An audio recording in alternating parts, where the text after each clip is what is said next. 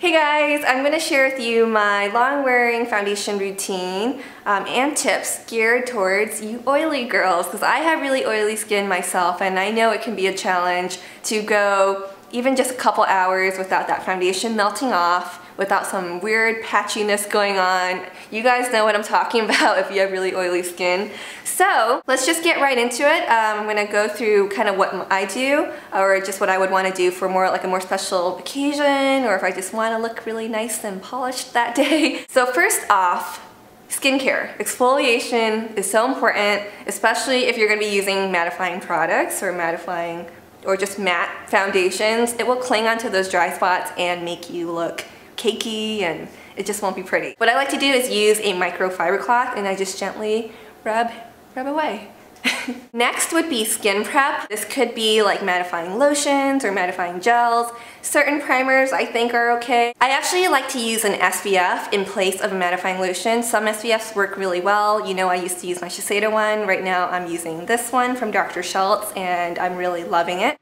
I'm applying this SPF as if it were a mattifying lotion because oddly enough it does help control my oil. That's why I'm only applying it on my T-zone. I also have SPF in my foundation, which I will be covering my whole face with. So unless you're not going to be covering your whole face with an SPF foundation, then do apply SPF all over your face along with your neck.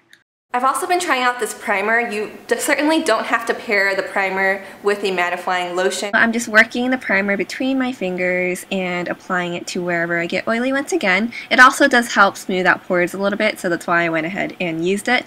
But generally I prefer to use this to touch up maybe midday on any oily spots because you can apply it over foundation, which I love. And the two foundations I've been really loving are the MAC Studio Fix Fluid. The one I'm using is an NC30, and the Almay TLC Truly Lasting Color in Sand. This is a great light to medium coverage foundation, and this is a great medium to full coverage foundation. The only thing that sucks with the TLC, the Almay TLC, is that the range in colors is very, very little. I wish they had more. With MAC, they have great variety, which I think is great because everyone can find something that'll suit their skin tone. I'm mixing the two together to apply on the center of my face since that is where I get the most oily, and the Almay just, I don't know if it's like the tackiness to it, but it really just helps keep the oil from seeping through and making me look like a grease ball. So here I am just dotting it around the center of my face, and I'm going to use the Sigma F80 to buff it out because this foundation, the Almay in particular, really does set quickly, so you have to really buff it in and blend it in so that it doesn't end up looking kind of streaky. And then since the MAC one is a little bit darker, I just like to apply that kind of like to around the perimeter of my face and then just blend it out, and it's perfect. And if I did want heavier coverage, you don't have to use both foundations like I did, but just to show you, see it's covering up my hyperpigmentation there, and I'm just going to blend it through. Since it is a little bit darker, I actually really like it on the jawline and around my face like that.